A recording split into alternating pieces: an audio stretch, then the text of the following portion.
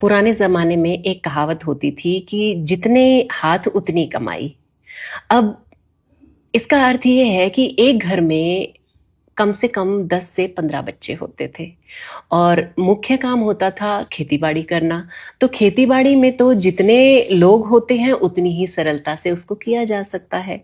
लेकिन धीरे-धीरे लोगों ने रियलाइज़ किया कि भई इतना बड़ा परिवार पालना सरल नहीं है और एक नई कहावत भी बन गई कि बच्चे हों 4 सुखी हो परिवार। तो लोगों की जो बच्चे पैदा करने की गिनती थी वो कम हो गई। अब एक-एक परिवार में 4 से 5 बच्चे होने लगे। लेकिन बात यहीं खत्म नहीं हो जाती है। इसके बाद फिर थोड़ा समय बीता और कहावत में थोड़ा-सा और बदलाव आया। फिर हो गई कहावत, हम दो हमारे दो।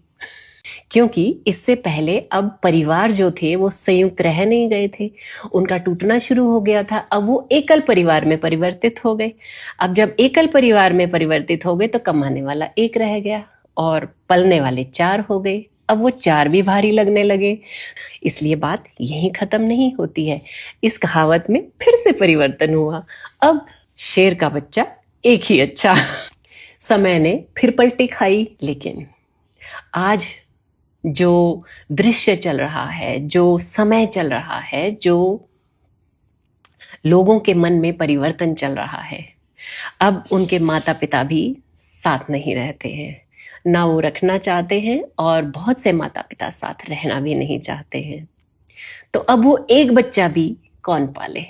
बच्चा बहुत बड़ी ज़िम्मेदारी होता है और अगर बच्चे को पैदा किया जाता है तो बच्चे के संस्कार, पढ़ाई-लिखाई, आचार, व्यवहार, हर चीज़ के लिए कौन ज़िम्मेदार है? माता-पिता।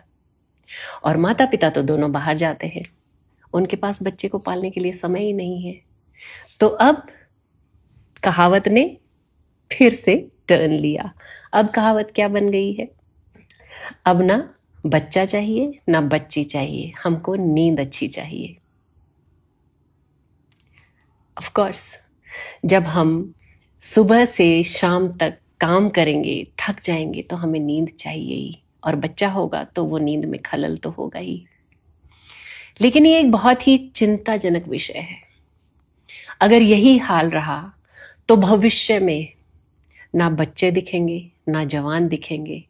जब तक हम लोग जिंदा हैं तब तक हमें चारों तरफ बुजुर्ग ही दिखेंगे। ये बात मैं हंस के जरूर कह रही हूं, लेकिन है बहुत चिंताजनक। इस पर विचार कीजिए।